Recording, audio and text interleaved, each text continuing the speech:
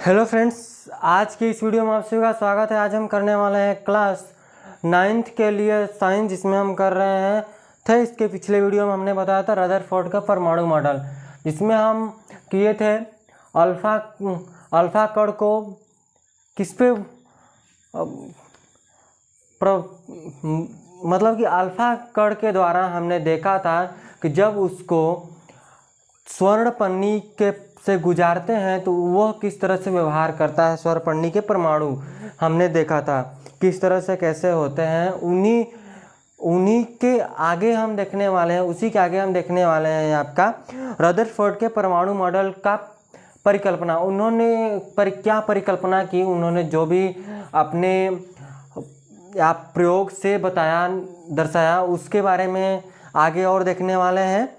हमने इसके पिछले वीडियो में इसके निष्कर्ष के बारे में भी पढ़ा था, क्या निष्कर्ष निकला, टोटल कैसे थे, क्या थे, उस सभी के बारे में। यानी हमने देखा था कि परमाणु का जो नाभिक होता है वो प्लस होता है, मतलब धनात्मक होता है, और उससे जो आपके अल्फा कण होते हैं 20,000, मान लीजिए कि अगर किसी वो सोने का ही था ना, तो धातु का सोने के का ही था वो मान लीजिए वही परमाणु है, सोने का ही परमाणु है, सोना जिससे भी मिलकर बना है, उसका परमाणु जो है उसका जो नाभिक है, ठीक है, उससे जितने भी हमने अल्फा कण उससे गुजारे अधिकांश क्या हो गए, ऋजु रेखा में चले गए, सीधी रेखा में पार हो गए।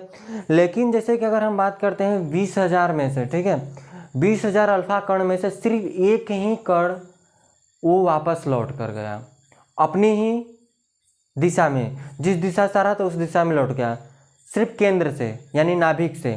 तो नाभिक को हम क्या माने, प्लस वैल्यू लिए, ठीक है, क्या लिए, प्लस लिए यानी धनात्मक लिए, ठीक है, धन आवेश बोल सकते हैं, क्योंकि हम एक तरह से अल्फा कण को भी धन आवेश पढ़े थे और नाभिक को भी, इसीलिए वो एक दूसरे को क्या किया, प्रतिकर्षित कर दिया, ठीक है, उसी दिशा में उसको भेज दिया।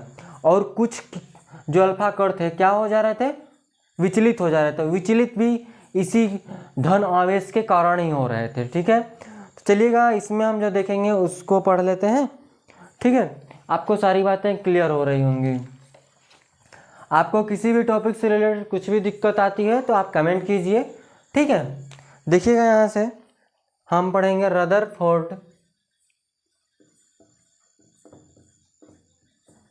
रदरफोर्ड का या फिर रदरफोर्ड के परमाणु मॉडल की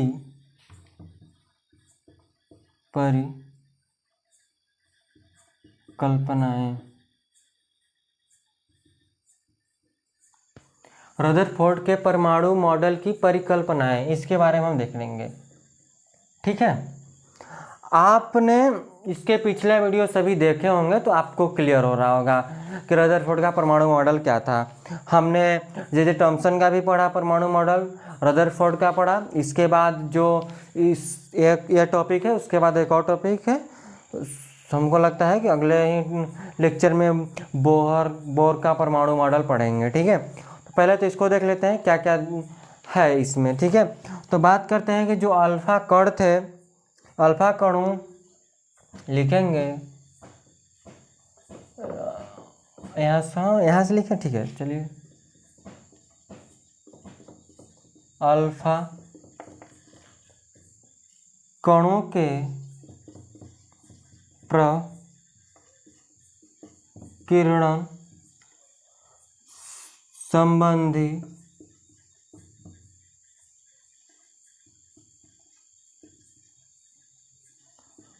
प्रयोगों के आधार पर, अल्फा कणों के प्रकीर्णन संबंधी प्रयोगों के आधार पर 1911 में रदरफोर्ड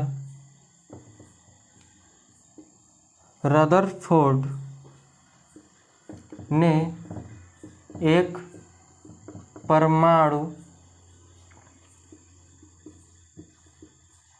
मॉडल की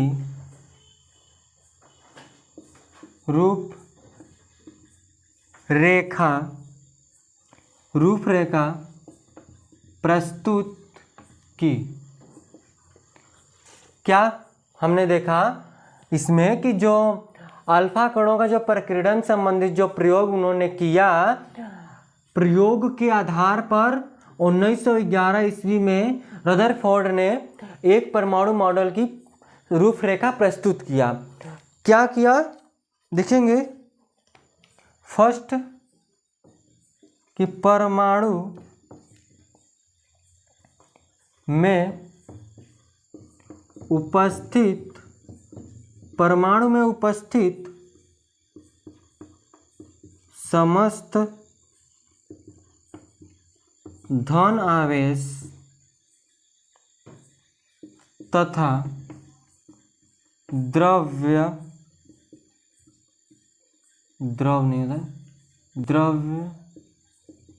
द्रव्यमान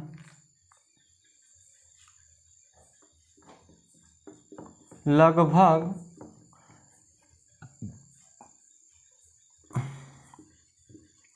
99.95% एक अति सूक्ष्म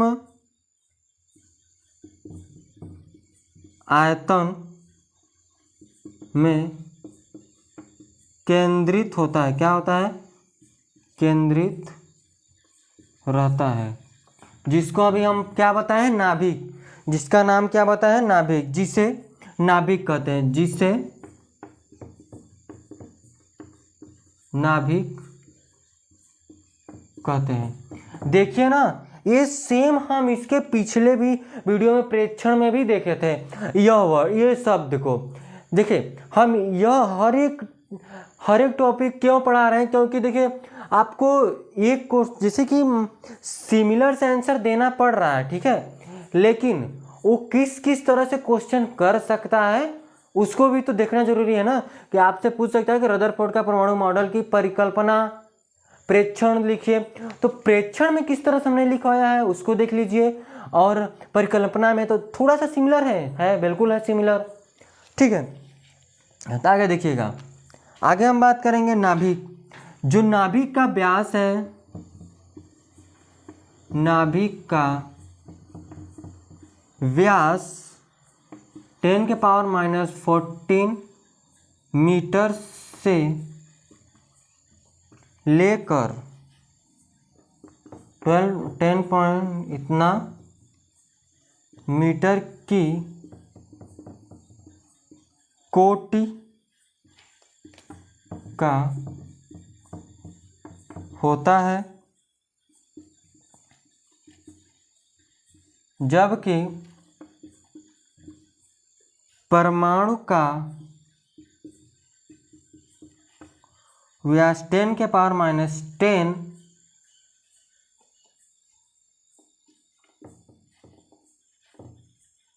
मीटर की कोटि का होता है कि परमाणु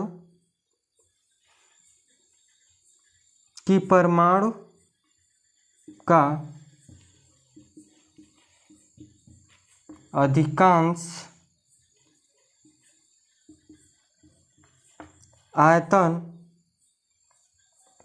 देखिए हमने क्या बोला कि नाभिक का जो व्यास है वो 10⁻⁻ इतना मीटर से लेकर 10⁻⁻15 मीटर के कोटि का होता है, जबकि परमाणु का ये जो व्यास है 10⁻10 मीटर कोटि का होता है। स्पष्ट क्या होता है, यहाँ से स्पष्ट लिखेंगे। स्पष्ट क्या होता है कि परमाणु का अधिकांश आयतन क्या होता है? रिक्त होता है। क्या होता है? आयतन रिक्त होता है। ये हमने पढ़ा भी है कि परमाणु का अधिकांश जो भाग होता है वो खोखला होता है, तभी तो अल्फा कण सारे के सारे सीधी रेखा में चले गए। उससे सिर्फ 20,000 में से सिर्फ 1,000 आप अल्फा कण वापस लौट कर गया। ठीक है, इतनी बात आपको क्लियर हो गई है। तो आगे वाला है, इसमें और सारे हैं, इसमें बहुत सारे लिखवाने हैं, लेकिन जो जो मेरे उसी को लिखवाएंगे। ठीक है, लिखेंगे कि नाभिकों के चारों ओर लगभग 10⁻⁻10 मीटर त्रिज्या के एक गोले में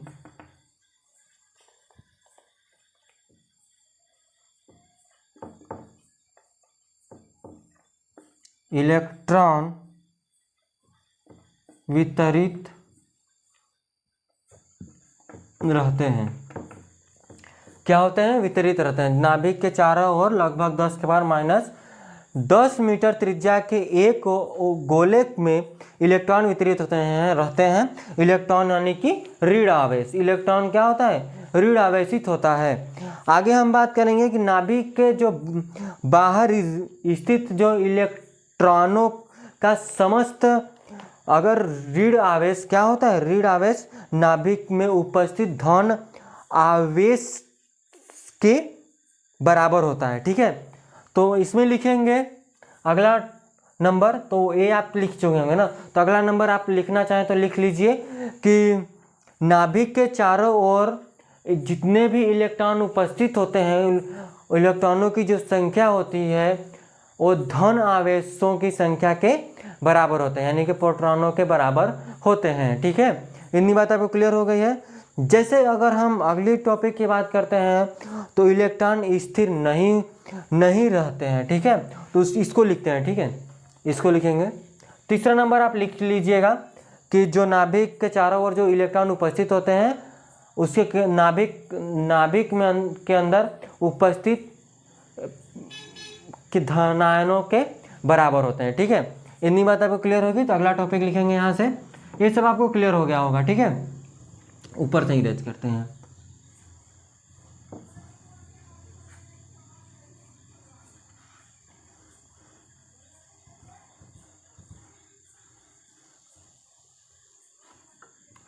चलिए, नहीं उतारेंगे तो आप स्क्रीनशॉट लीजिएगा। लिखेंगे हम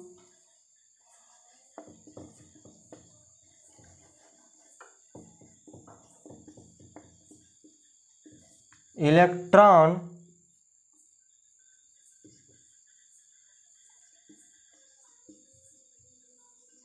स्थिर नहीं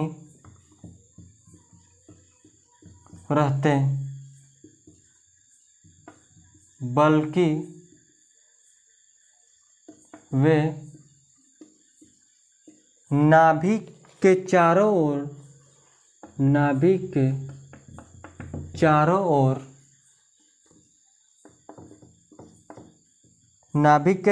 ओर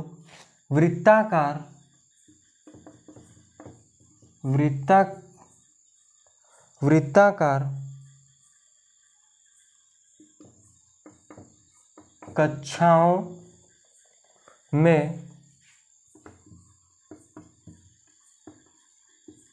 घूमते रहते हैं। ठीक है,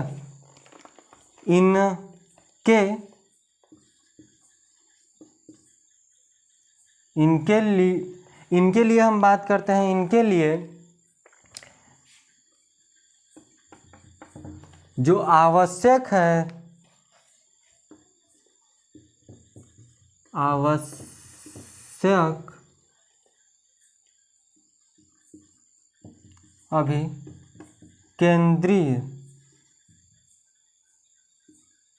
अभिकेंद्रीय बल सेंट्रल फोर्स इलेक्ट्रॉन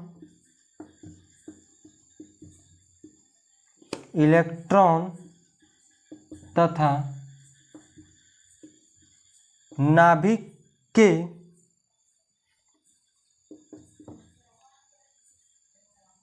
पारस्परिक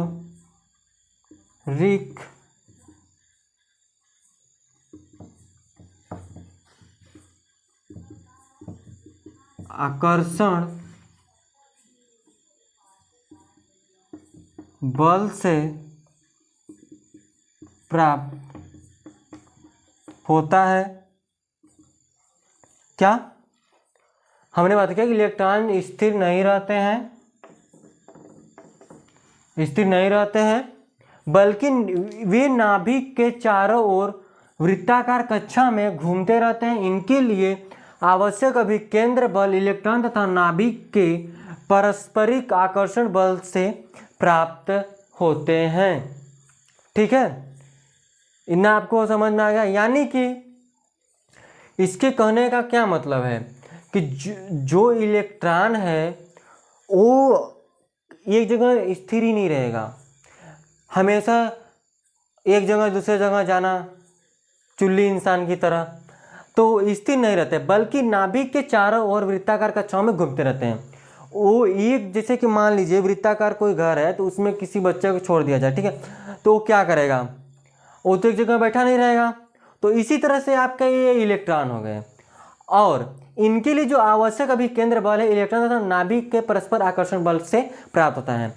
यानी कि अगर जैसे हम उस घर के बीच में कि कोई भी अच्छी चीज़ रख दें जिससे वो बच्चा क्या करे, देखकर उसका जीभ लपलपाए ना, तो उससे आपको क्या पता चल, वो उसकी तरफ आकर्षित होगा। तो उनके बीच में जो आकर्षण बल है, अभिकेंद्री बल है, इलेक्ट्रॉन तथा नाभिक जो उस बच्चे और वो जो केंद्र में रखी चीज़ें हैं के पारस्परिक आकर्षण बल से प्राप्त होगा। ठीक है, इतनी बात आपको क्लियर हो गई। ठीक है, तो चलिएगा हम एक चित्र बना भी लें। देखिए, अच्छा इसको इरेज कर लें।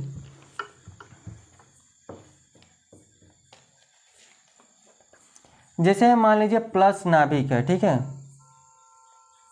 यह इस तरह से घूम रहा है। ठीक है, ये क्या है, नाभिक है। ठीक है, यहाँ क्या है, ऊर्जा की हानि, और यह इलेक्ट्रॉन क्या है, यहाँ से इलेक्ट्रॉन, ये चित्र बना लीजिए। ठीक है, यह इलेक्ट्रॉन केंद्र है, ये वृत्ताकार है, इलेक्ट्रॉन है, इलेक्ट्रॉन इसके चारों तरफ घूम रहे हैं। ठीक है, तो इतनी बात आपको क्लियर हो गई होगी। तो आगे हम चलेंगे अगले क्वेश्चन की तरफ।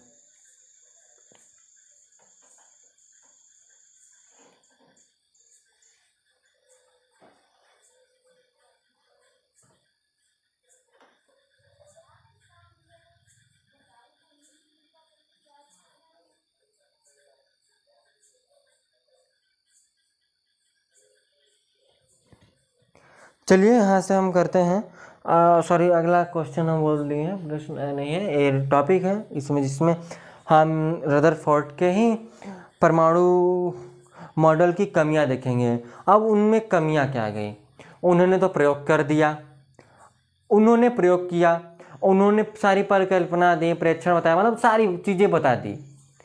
अब कमियां कौन निकालेगा, कमियां निकालेगा वही जो अगला इसके बारे में प्रयोग करेगा, इससे अच्छे से प्रयोग करेगा, तब वो बताएगा कि चलो अच्छा उसने ऐसा बोला है कि बोल दिया, वो तो उसकी कहानी ख़त्म होगी। अब अगला जो साइंटिस्ट आएगा उसने जब इसके बारे में रिसर्च किया, परमाणु नाभिक के मतलब इन सभी चीज़ों के बारे में, तो उन्होंने कुछ अपने विचार रखे अपने प्रयोग द्वारा। तो उनमें क्या बदलाव हैं, और उनमें से और इनमें क्या अंतर है, इनमें क्या कमियां रही हैं, किस तरह से क्या बातें हुई, तो उनके बारे में देखेंगे, कमियों के बारे में। और हमने इसकी जितनी चीज़ें थी प्रेक्षण मतलब जितनी बातें थी हमने कर लिया, ठीक है। तो अब थोड़ा कमियां के भी बारे में देख लेते हैं, ठीक है। चलिए यहाँ से करेंगे।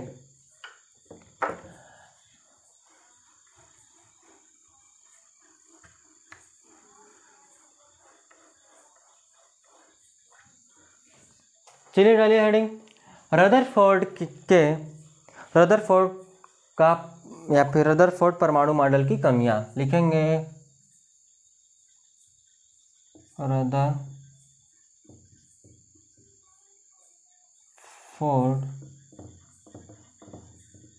परमाणु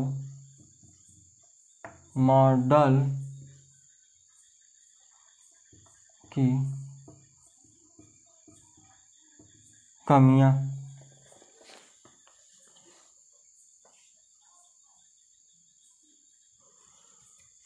तो सबसे पहले क्या कमियां आई, उन्होंने रदरफोर्ड ने जो भी अपने परमाणु मॉडल दिए उनमें कितनी कमियां हैं, किस तरह की हैं, उसके बारे में बात करेंगे। फर्स्ट नंबर लिखिएगा, लिखेंगे कि रदरफोर्ड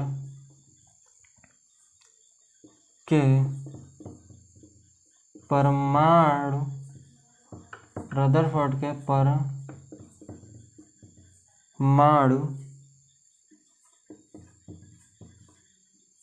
मॉडल में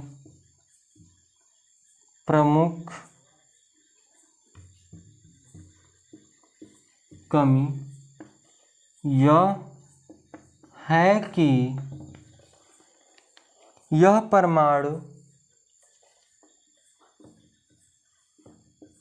परमाणु अस्थायित्व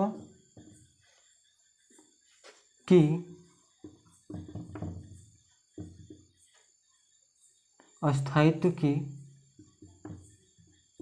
व्याख्या नहीं करता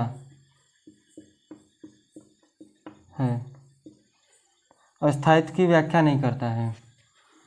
जो रदरफोर्ड का जो परमाणु मॉडल है, प्रमुख कमियां यही है कि उसके परमाणु अस्थायित्व की व्याख्या ही नहीं करता है, बेसिक सी कमी तो यह होगी।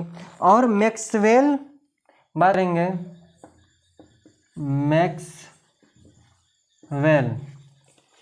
मैक्सवेल की विद्युत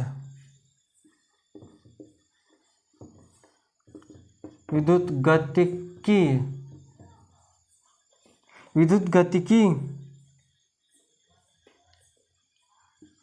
के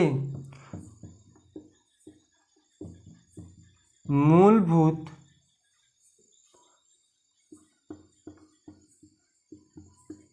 सिद्धांत के अनुसार नाभिक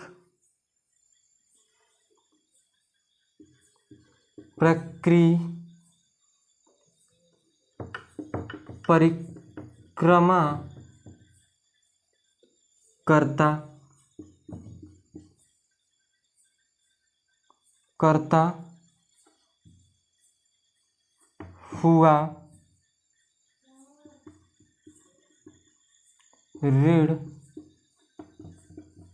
करता हुआ ऋण आवेश युक्त इलेक्ट्रॉन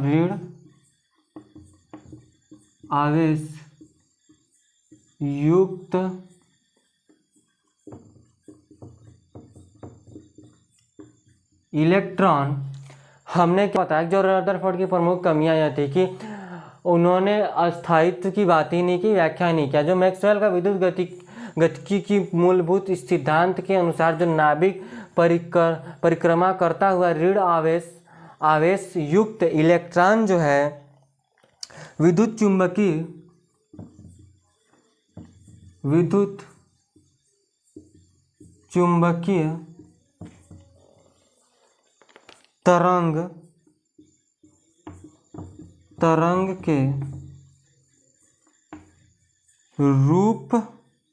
तरंग के रूप में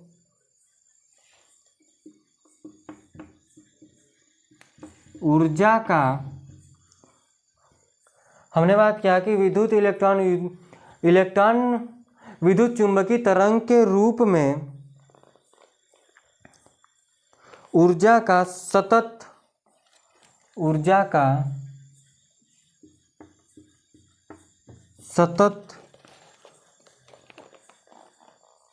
सतत विकिरण क्या करता है?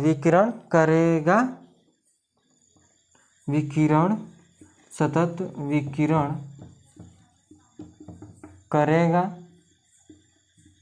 ठीक है, तो ऊर्जा में निरंतर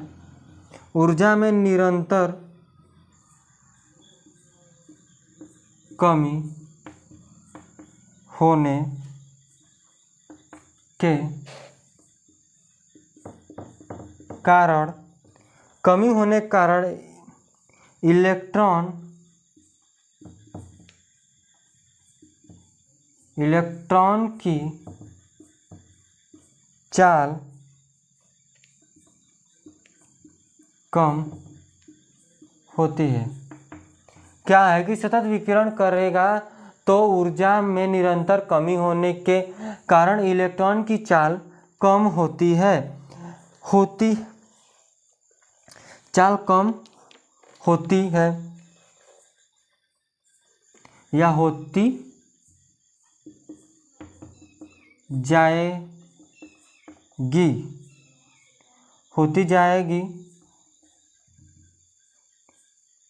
और इसके साथ ही इनकी कक्षा की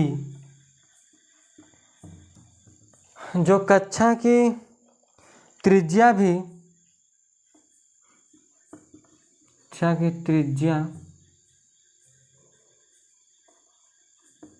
भी लगातार कम होती जाएगी। ठीक है, परंतु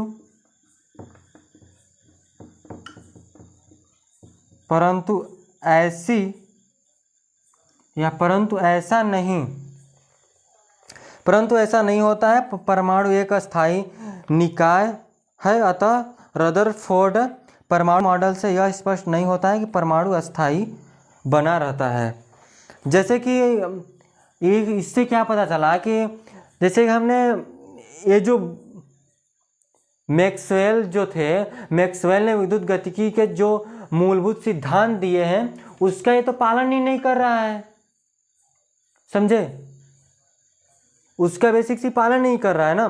तो जो ऋण आवेश है युक्त इलेक्ट्रॉन विद्युत चुंबकीय तरंग के रूप में ऊर्जा का सतत विकिरण करेगा तो ऊर्जा में निरंतर कमी होगी। ऊर्जा में तो निरंतर कमी होने के होगी और होने के कारण इलेक्ट्रॉन की चाल कम होती जाएगी। ठीक है, और इसके साथ ही उनकी कक्षा की त्रिज्या भी लगातार कम होती जाएगी। परंतु ऐसा क्या होता है? ऐसा ही होता है या फिर ऐसा नहीं होता? तो हम बात करेंगे परंतु क्या लिखा है बुक में, देखते हैं कहाँ गया। परंतु ऐसा नहीं होता है। क्या? परंतु ऐसा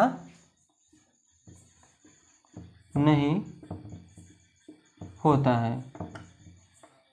ठीक है, क्या होता है? परंतु ऐसा नहीं होता, ऐसा देखने को नहीं मिलता। इसका क्या मतलब है? इसका यही मतलब है परंतु ऐसा नहीं होता है। परमाणु एक अस्थायी निकाय है। परमाणु क्या है? एक अस्थायी निकाय है। परमाणु एक अस्थायी निकाय है, लेकिन कहाँ पर?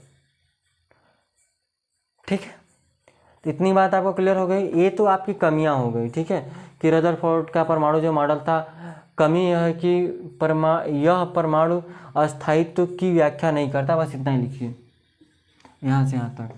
ये तो बस कहानी की तरह है बस। ठीक है, कोई दिक्कत नहीं है। तो आगे चलिए अगला टॉपिक लिखते हैं। इसमें से अगला इसी की कमियां हैं तो उसको देखिए। ठीक है, किस तरह की उसकी कमियां हैं कि मैक्सवेल का जो विद्युत गति का जो मूलभूत सिद्धांत है उसी का ही पालन नहीं करता है। समझे? क्या है कि इलेक्ट्रॉन गति कर रहा है तो उसमें कुछ ऊर्जा हास होगी तो उसके त्रिज्या भी घटेगा, त्रिज्या घटेगा तो परमाणु की त्रिज्या घटेगी। लेकिन ऐसा नहीं हो ही नहीं रहा है वहाँ पे। क्यों नहीं? जब नहीं हो रहा है तो वो अस्थायित्व की व्याख्या नहीं कर रहा है कि अस्थायी है, बोल भी नहीं रहा है कि वो अस्थायी है ना, इसीलिए। ठीक है, चलिए इसको इरेज करेंगे हम यहाँ से, बस यहाँ तक लिखिए। ठीक है, चलिए अगला कमी देखते हैं। इसमें लिखेंगे दूसरा,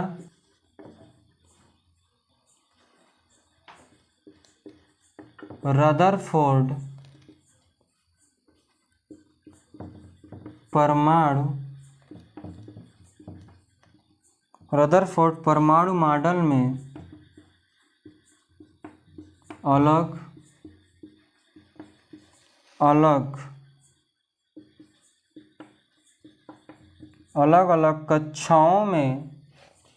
अलग अलग कक्षाओं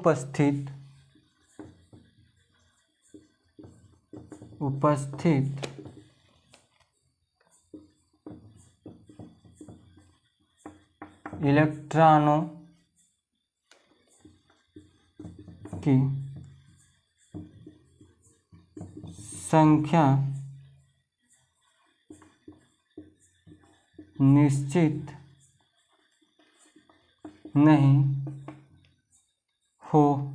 संख्या निश्चित नहीं की गई है। क्या है? इसकी कमियां नहीं की गई थी या की गई है? क्या कि रदरफोर्ड जब परमाणु मॉडल में अलग अलग कक्षाओं में उपस्थित इलेक्ट्रॉनों की संख्या निश्चित नहीं किया गया कि इतने कक्षाएं हैं और इतनी उसमें एक कक्षाओं में कितने इलेक्ट्रॉन होंगे, इसके बारे में उसने नहीं बताया। तीसरा पॉइंट लिखेगा, रदरफोर्ड मॉडल के अनुसार हाइड्रोजन एवं अन्य तत्वों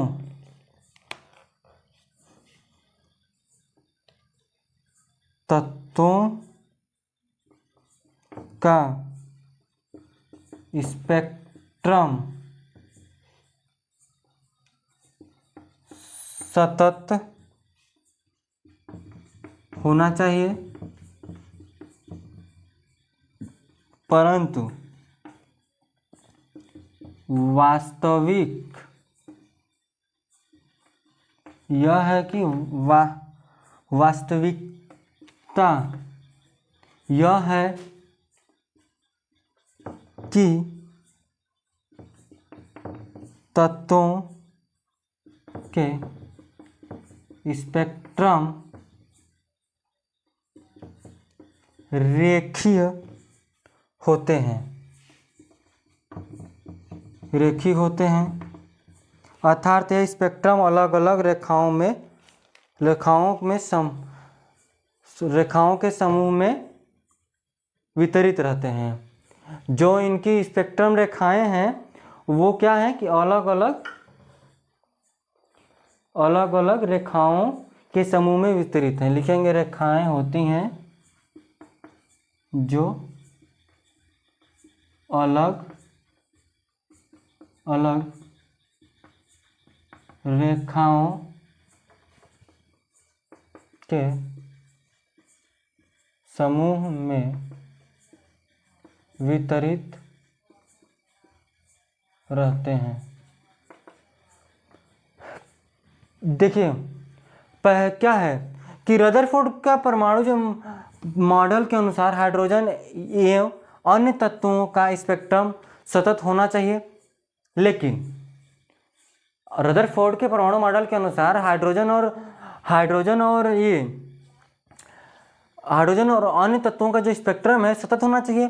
लेकिन वो कैसा होता है, वास्तविक में यह है कि तत्वों का स्पेक्ट्रम रेखीय होता है, जो अलग अलग रेखाओं के समूह में वितरित रहते हैं। ठीक है, इसके अनुसार क्या है, रदरफोर्ड के अनुसार सतत होना चाहिए, लेकिन ऐसा नहीं है, रेखीय है। क्या है, स्पेक्ट्रम कैसा है, रैखिक है। ठीक है, तो आज के लिए चलिए बस इतना रखते हैं। नेक्स्ट वीडियो में हम पढ़ेंगे बोहर का परमाणु मॉडल। ठीक है, उसको कंप्लीट करते हैं। आज बस इतना रखते हैं। ये मान लीजिए खास है, टॉपिक नहीं भी है, लेकिन एक तरह से खास है, मान लीजिए समझिए कहानी की तरह ही है। तो अगले वीडियो में देखेंगे बोहर का परमाणु मॉडल। ठीक है, तो आज के लिए बस इतना रखते हैं। अगर आपको कोई भी टॉपिक से रिलेटेड कुछ भी दिक्कत आती है तो आप कमेंट कीजिएगा। ठीक है, तो चलिए आज के लिए बस इतना रखेंगे। धन्यवाद।